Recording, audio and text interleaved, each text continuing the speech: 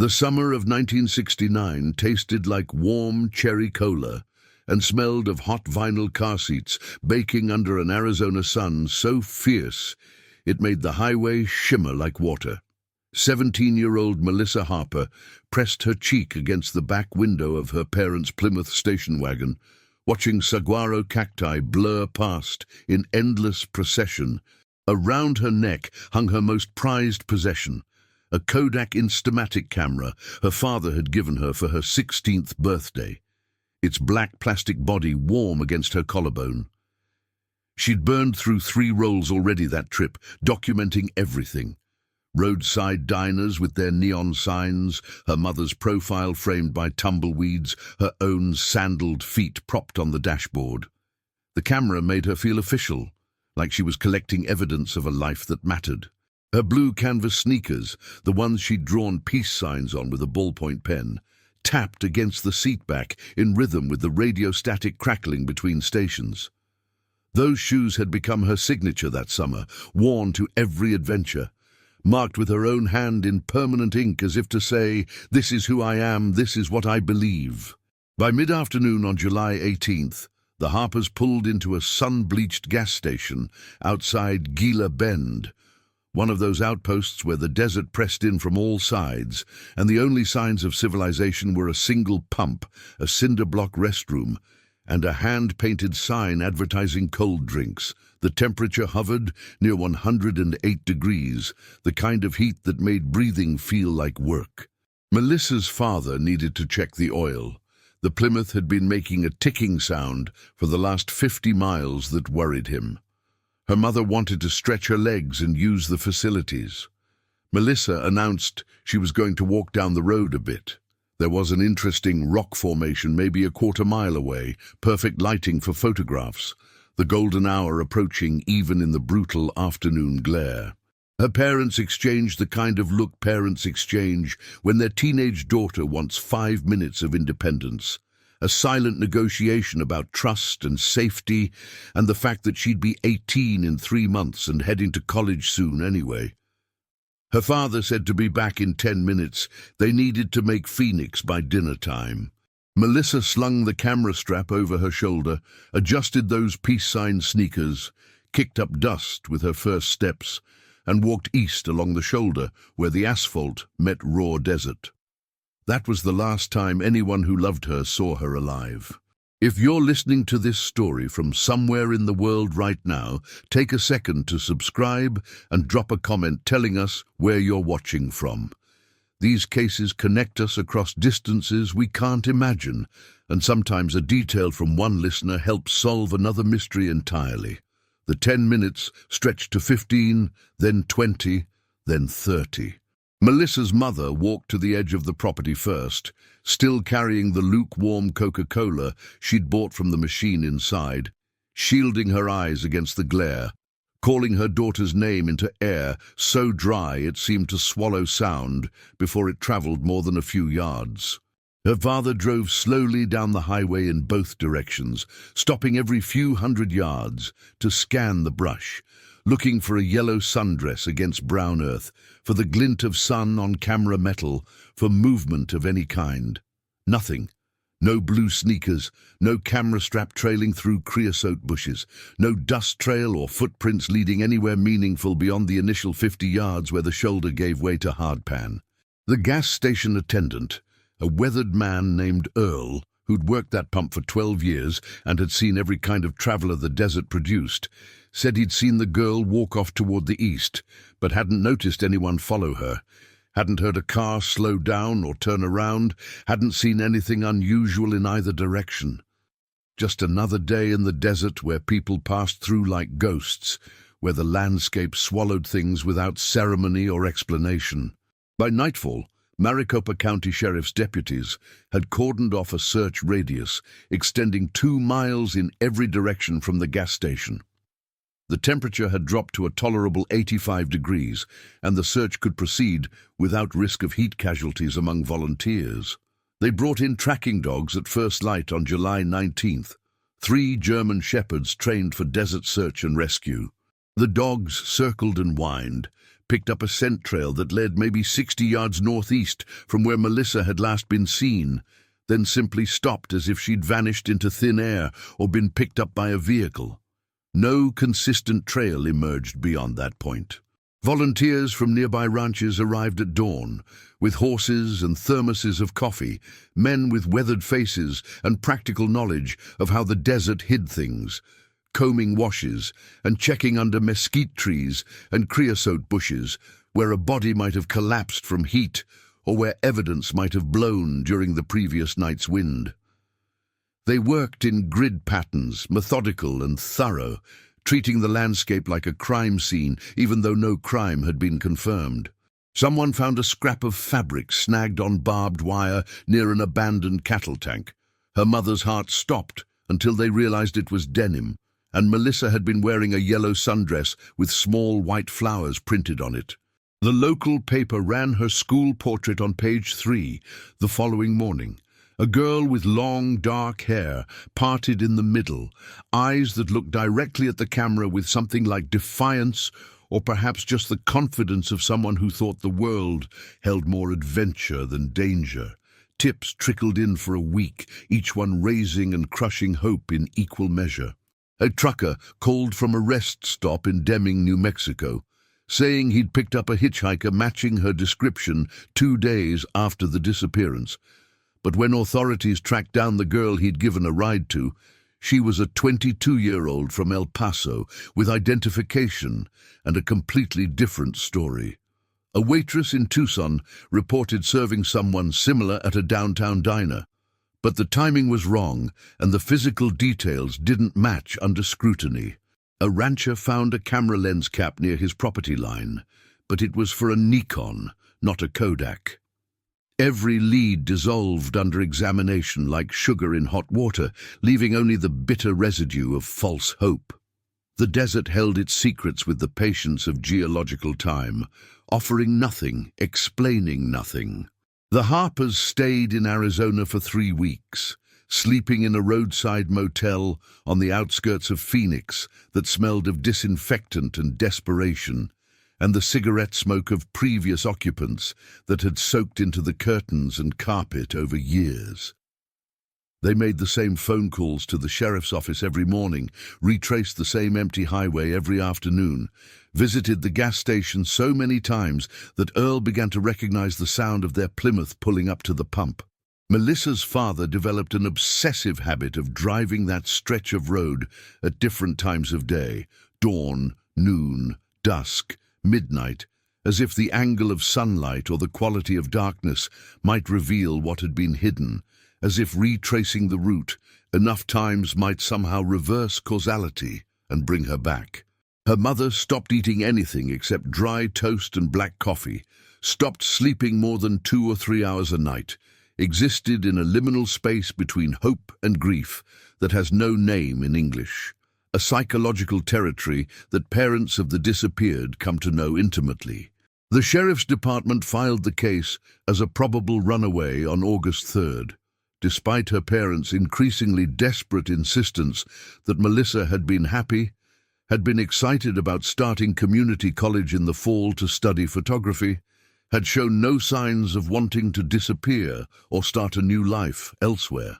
In 1969, teenage girls who vanished were often assumed to have chosen it, hitchhiking to San Francisco, chasing communes or rock bands, or anything that promised freedom from suburban monotony. The cultural narrative wrote itself over the facts, and once that narrative took hold, investigation slowed to a crawl. By late August, the Harpers returned to their home in Columbus, Ohio, to a bedroom that still smelled like Melissa's drugstore perfume.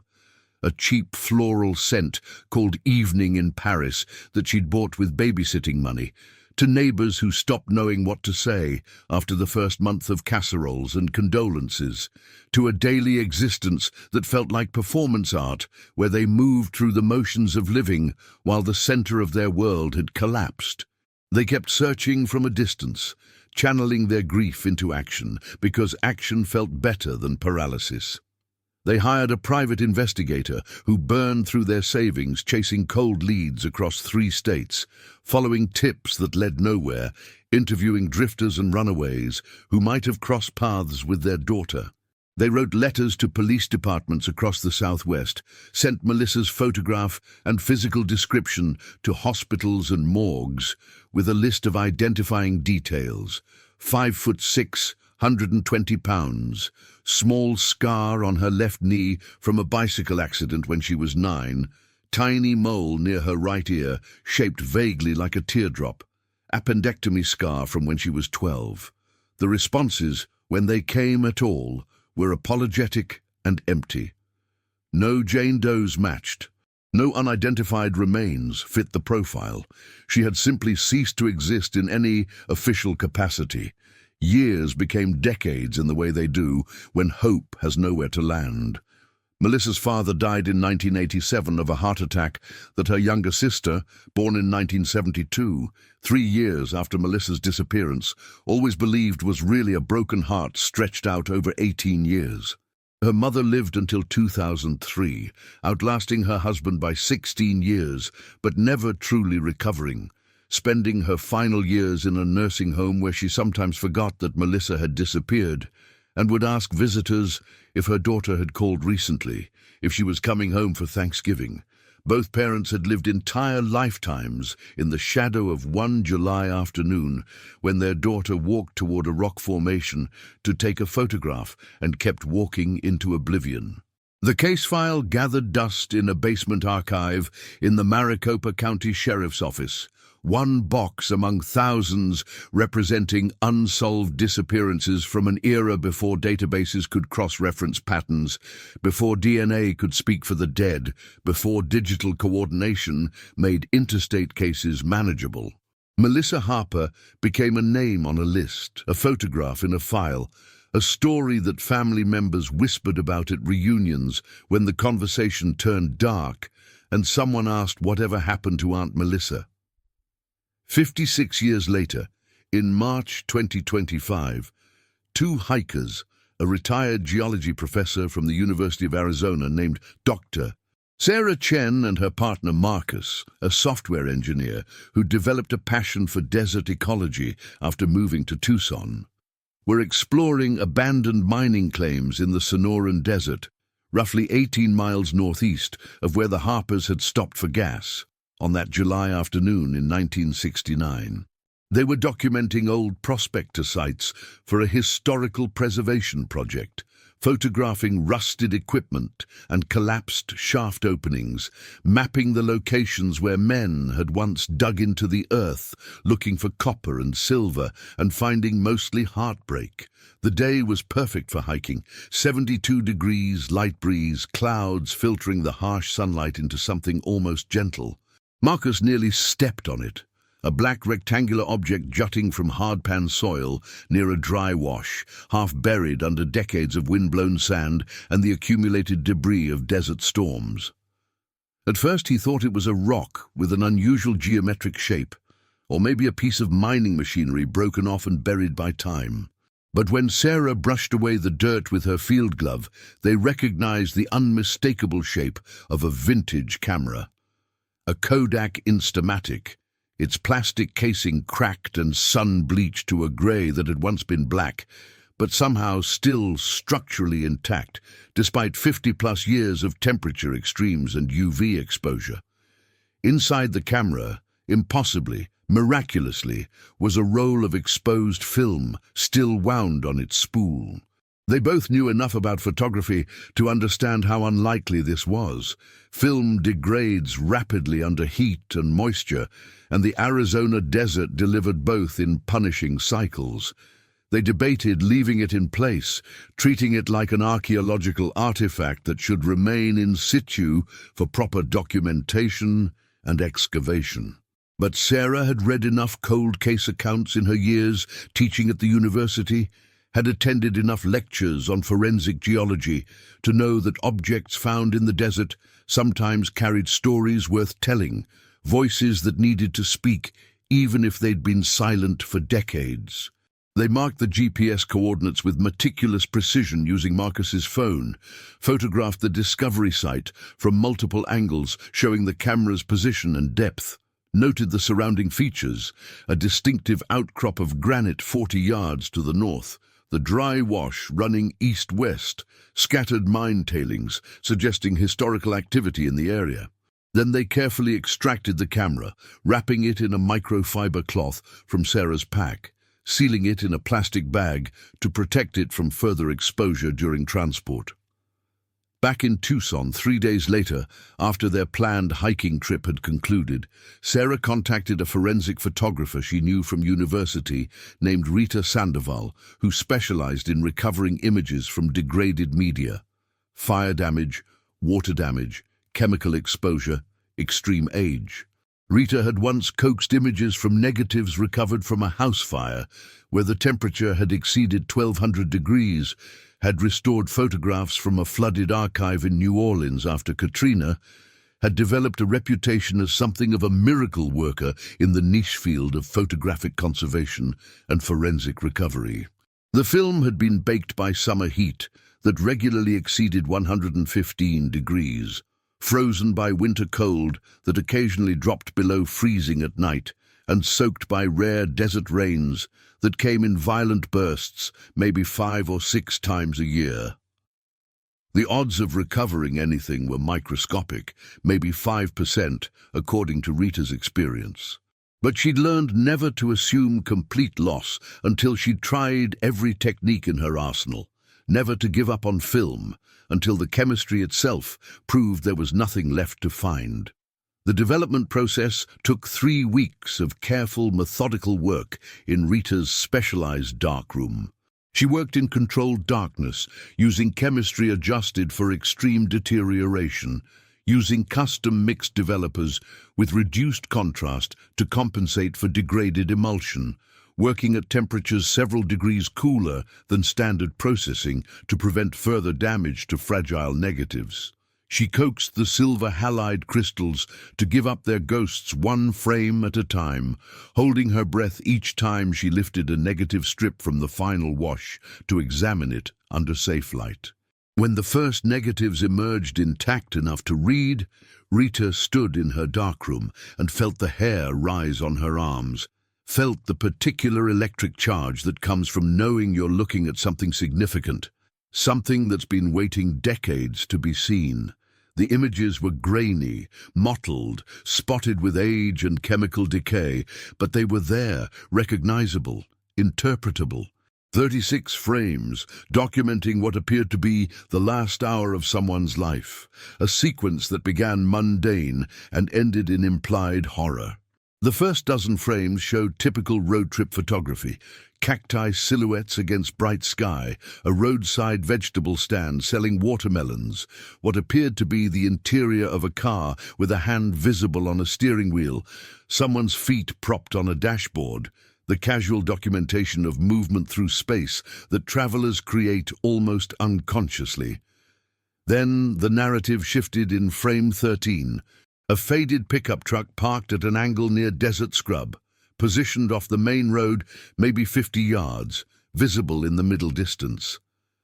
A male figure was visible behind the windshield, too distant for facial features, but clearly present, clearly watching. The image quality was poor, but the composition was deliberate, centered, focused, intentional. Frame 14 showed the same truck from a different angle, closer now, maybe 30 yards away. The photographer had moved position to document the vehicle from another perspective. The next 3 frames were variations, different angles, different distances, someone systematically photographing that truck as if they understood it represented a threat, as if they were creating evidence with the tools they had available. Then the images became chaotic, in a way that spoke of violence or panic or both. Blurred motion captured mid-exposure, suggesting the camera had moved rapidly while the shutter was open. Sky and ground tilted at wrong angles, horizons diagonal across the frame. a close-up of dusty earth and scattered pebbles that might have been shot accidentally during a fall, or during a struggle, or while running. 2 frames showing the interior of a weathered wooden structure, vertical planks with gaps between them, allowing harsh sunlight to cut through in geometric patterns, a window frame missing its glass, a dirt floor visible in the lower portion of the image, shadows suggesting midday sun, and a low roof line. A hand entering the frame from the right side in one image, reaching toward the lens, blurred by motion, large enough to suggest a man's hand rather than the photographer's own. Then darkness for several frames, where the shutter had clicked but captured nothing, as if the camera had been dropped or buried or sealed in a container that prevented light from reaching the film plane. The final 3 images were overexposed to near whiteness, abstract patterns that might have been fabric or light leaks, or simply the chemical decay of time itself eating away at emulsion that had recorded something too terrible to preserve intact. Rita contacted the Pima County Sheriff's Office on April 8, 2025, and asked to speak with someone from the Cold Case Unit. Detective James Orozco, who'd been running the unit for 15 years after working homicide for a decade before that, arrived at her studio the next morning carrying a laptop and a worn leather notebook filled with details from dozens of unsolved cases he'd studied and restudied until he could recite the particulars from memory. He was 53 years old, soft-spoken, with the kind of patient demeanor that came from understanding that cold cases rarely broke through dramatic revelation, but rather through accumulation of small details that eventually reached critical mass. He'd learned to manage his expectations. Most discoveries raised more questions than they answered. Most evidence led to dead ends or unknowable conclusions. But when he saw the negatives laid out on Rita's light table in careful sequence, illuminated from below by even fluorescent light, something shifted in his understanding. The sequential documentation of the truck wasn't random tourist photography or artistic experimentation. It was evidence collection. Someone had felt threatened enough to record what they were seeing, smart enough or instinctive enough to do it methodically, to create a visual record that might outlast whatever was about to happen. The interior shots of the wooden structure might be the last place the photographer had been alive, the last thing they saw before whatever came next. Orozco ran the GPS coordinates Sarah and Marcus had provided through overlays of 1969 property records, cross-referencing with topographical maps from the Arizona State Land Department and mining claim registrations maintained by the Bureau of Land Management. The discovery site fell within what had once been a 5-acre parcel, registered to a man named Vernon Dale Pritchett between 1967 and 1971. A transient laborer who'd worked the marginal mining territory between Phoenix and Yuma, looking for overlooked copper deposits or silver veins that the major operations had missed. Pritchett had no permanent address on record, but filed claims on several abandoned prospects, living in temporary shelters he built from scavenged materials, plywood and corrugated metal and whatever else the desert provided. County records showed he'd been questioned once in 1968 about a livestock theft near Ajo, but never charged due to lack of evidence.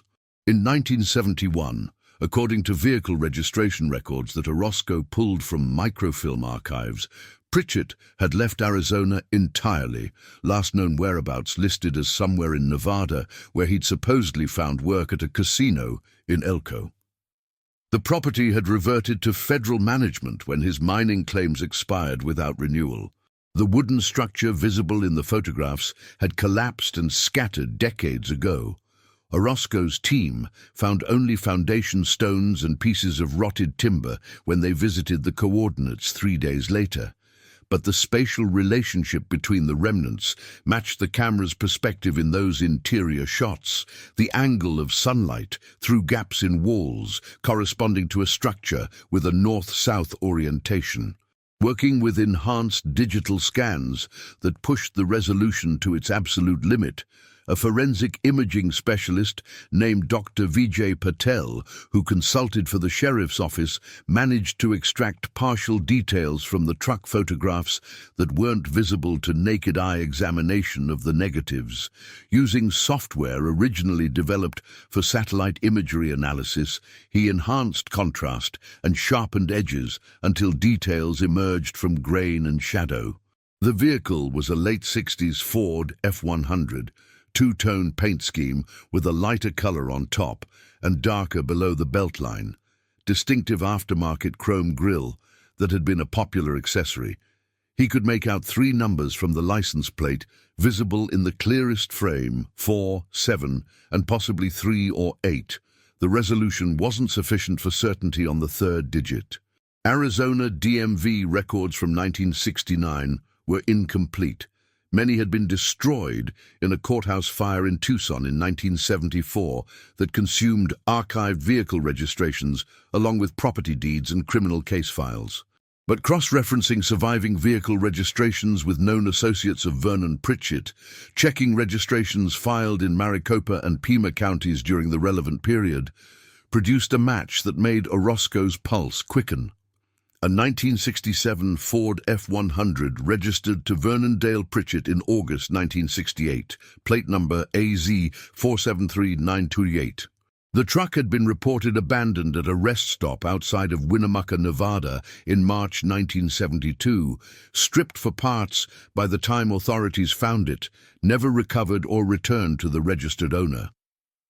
Orozco spent the next week pulling missing persons reports from July 1969 across Arizona, New Mexico, Nevada, and Southern California, working with databases that now allowed cross-jurisdictional searches that had been impossible in the pre-computer era. He filtered for females, age 15 to 25, disappeared within a 2-week window, around July 18th, any mention of cameras or photography in the case notes. The case of Melissa Ann Harper appeared on his 3rd search query. 17 years old, last seen at approximately 3:15 p.m. on July 18, 1969, walking from a gas station outside Gila Bend toward a rock formation to the east, wearing a yellow sundress with white flowers and blue canvas sneakers decorated with hand-drawn peace signs, carrying a Kodak Instamatic camera that had been a birthday gift. The camera's serial number, still faintly visible on its casing despite decades of weathering and UV exposure, matched the purchase receipt that Melissa's father had carefully preserved in a manila envelope, along with her school records, the private investigators' reports, and newspaper clippings about the search, documents that had been inherited by Melissa's younger sister, who'd never known her except as an absence that shaped their family's entire emotional landscape. The sister, Patricia Harper Morrison, now 71 years old and living in a retirement community outside Columbus, Ohio, received a phone call from Detective Orozco on a Thursday afternoon in late April 2025. She'd been gardening when the phone rang, had almost let it go to voicemail because she was tired and her knees hurt, and she'd learned over the years that most calls were either spam or bad news. But something made her answer. Orozco introduced himself carefully, explained that he was calling about her sister Melissa, and heard the sharp intake of breath on the other end of the line that told him everything he needed to know about hope deferred for half a century, suddenly returning. Patricia had never met Melissa, had been born 3 years after her sister's disappearance into a household that never recovered from the loss, had grown up looking at photographs of a girl who seemed almost mythological in her absence. She'd absorbed her parents' grief like osmosis, had watched her mother cry on every birthday Melissa would have celebrated, had seen her father grow increasingly withdrawn and silent as years passed without answers. When Orozco told her they'd found Melissa's camera and recovered images from it, images that suggested what had happened during those final moments, Patricia sat down on her garden bench and wept in a way she hadn't wept since her mother's funeral 22 years earlier. The case reconstruction took 6 months of painstaking work. Orozco's team interviewed surviving witnesses, though the pool had shrunk dramatically over 56 years. Earl, the gas station attendant, had died in 1998, but his daughter still lived in Gila Bend and remembered her father talking about the girl who walked into the desert and never came back. Remembered him checking the highway for years afterward, as if Melissa might still appear walking back toward the station with an explanation and an apology for causing such worry. They tracked down people who'd known Vernon Pritchett, though most were elderly now, and their memories had gone soft at the edges, details blurring together across decades. A former mining partner, now 89 and living in a nursing home in Prescott, recalled Pritchett as odd. Kept to himself mostly, got real angry if you touched his truck or asked too many questions about where he'd been. A woman who'd worked at a diner in Ajo during the late 60s remembered Pritchett coming in regularly during 1968 and early 1969. Remembered him seeming agitated in July of that year, leaving suddenly one afternoon without finishing his meal and not returning for several weeks. None of it was conclusive in the legal sense. None of it would have built a prosecutable case in 1969, when standards of evidence required more direct connection between suspect and crime. But combined with the photographic evidence, images that showed Melissa's final conscious act had been documenting her own stalker, creating a visual record of the threat she perceived. It was enough for the Maricopa County District Attorney to declare the case solved in absentia in October 2025. Vernon Dale Pritchett had died in March 1989 in a boarding house in Las Vegas. Liver failure and decades of hard drinking finally catching up with him at age 63. He'd been living alone, working sporadic construction jobs, drinking away whatever money he earned. The boarding house manager who'd found him told police there were no personal effects except clothes and empty bottles, no photographs or documents, nothing that suggested connection to family or past. There would be no trial, no dramatic courtroom revelation where a defendant faced his accuser's family, no apology or explanation or opportunity for Melissa's relatives to ask why. But there was closure of a kind, the particular closure that comes from knowing rather than wondering, from having a narrative that makes sense, even if it doesn't bring comfort. Patricia Harper Morrison, flanked by her own grown children, Melissa's nieces who'd never known their aunt, except as a ghost story told at family gatherings, a warning about the dangers that lurked in the world, stood at a small memorial service in the desert outside Gila Bend on a Saturday morning in early November 2025. The temperature was mild, 78 degrees, clouds filtering the sunlight the same way they had on the day Sarah and Marcus found the camera. They buried a small wooden box containing the restored camera and one archival print from each of the 36 frames, creating a grave where none had existed before, a physical place to direct grief and memory. A local minister spoke briefly about loss and recovery and the strange ways truth finds its way to light. Patricia read a short statement about her sister, describing the girl she'd never met but felt she knew through her parents' stories. Curious, artistic, independent, someone who saw the world through a lens and wanted to capture its beauty.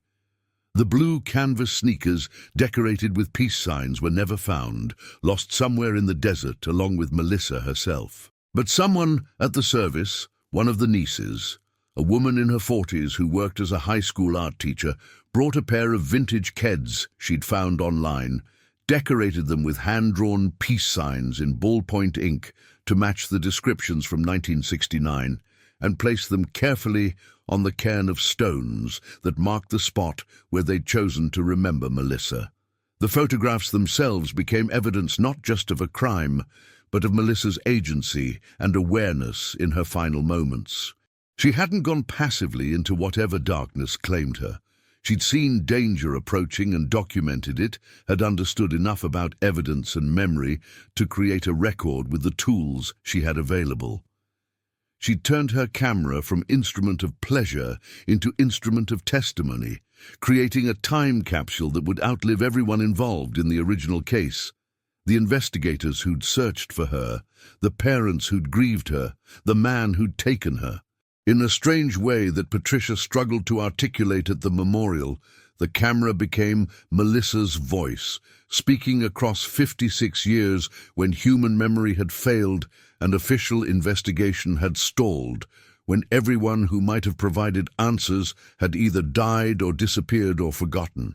The images were published, with careful consent from Patricia and her family, and with faces redacted to protect privacy and dignity, in a regional true crime journal as part of an article about cold cases solved through technological advances in image recovery and forensic photography.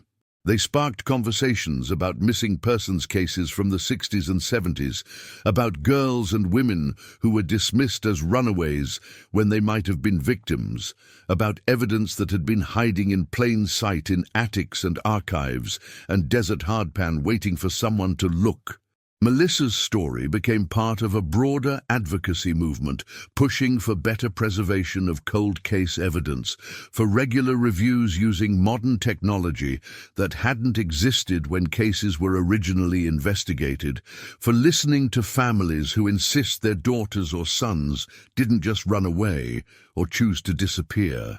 Patricia established a small foundation in late 2025 called the Melissa Harper Evidence Recovery Fund that provides grants to fund forensic photography restoration for cases involving missing persons, helping to recover images from damaged cameras, phones, hard drives, and film found at crime scenes or in storage units or forgotten in evidence rooms.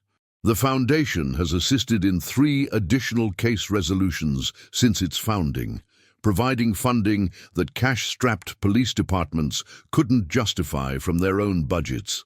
In one case, negatives recovered from a storage unit in Oregon contained background details that identified a previously unknown location where remains were eventually found. In another, a damaged memory card from a digital camera found near a hiking trail yielded GPS data that led searchers to remains that had been overlooked during initial searches.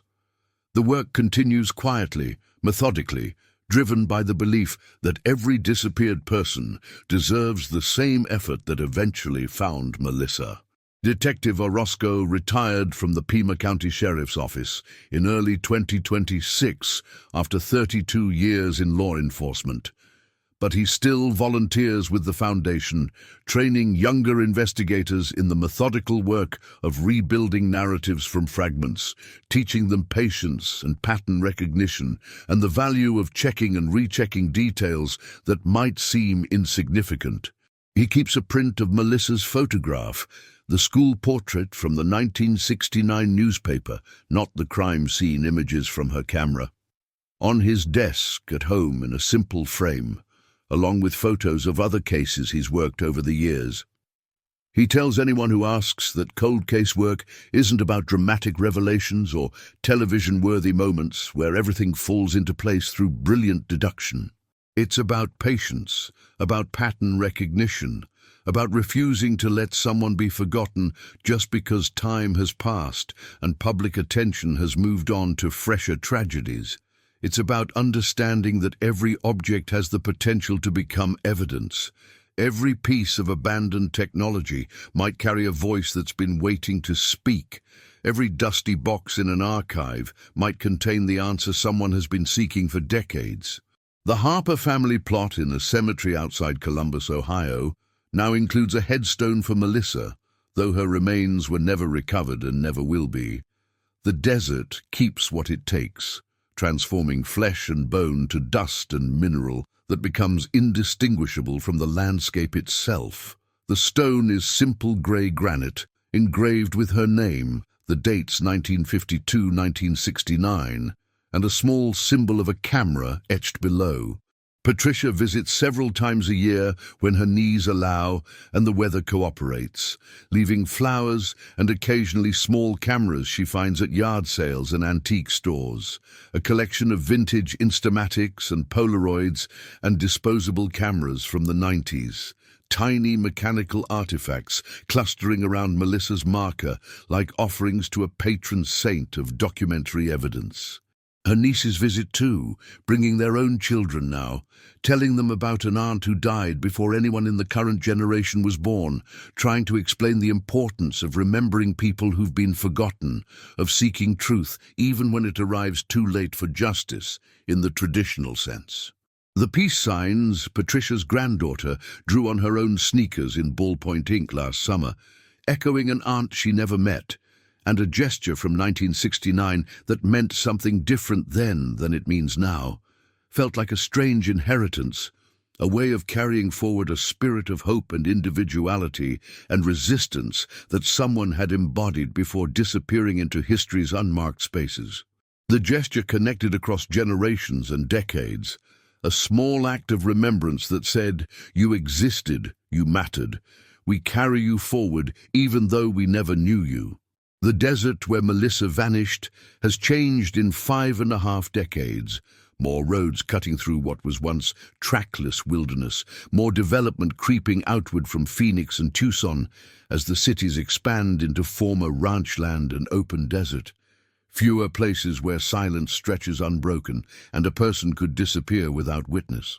But the particular stretch of highway where she walked toward a rock formation that July afternoon remains largely as it was in 1969, still scattered with creosote and cholla and prickly pear, still baking under a sun that makes the asphalt shimmer like water in the afternoon heat. Travelers still stop at the gas station there. Modernized now, corporate franchise replacing the independent operation Earl ran, but occupying roughly the same footprint, stretching legs and checking oil and taking photographs of landscapes they find beautiful in their severity and strangeness.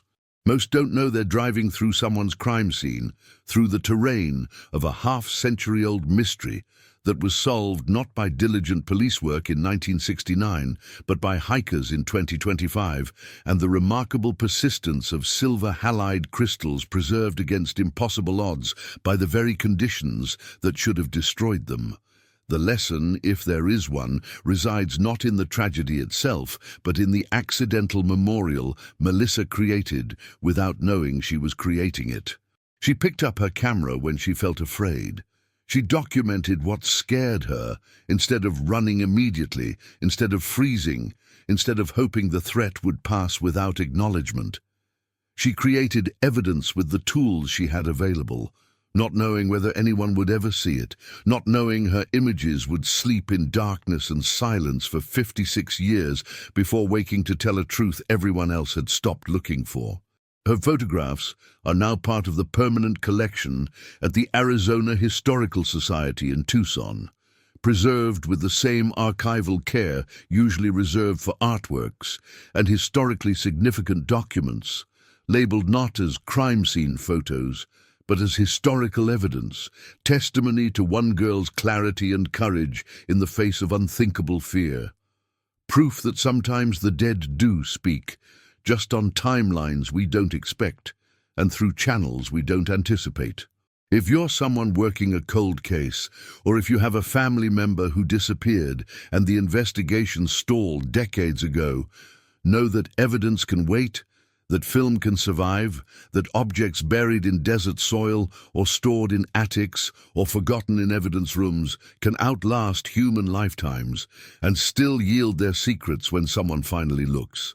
The National Missing and Unidentified Persons System maintains databases that are regularly cross-checked against new identifications using technology that improves every year.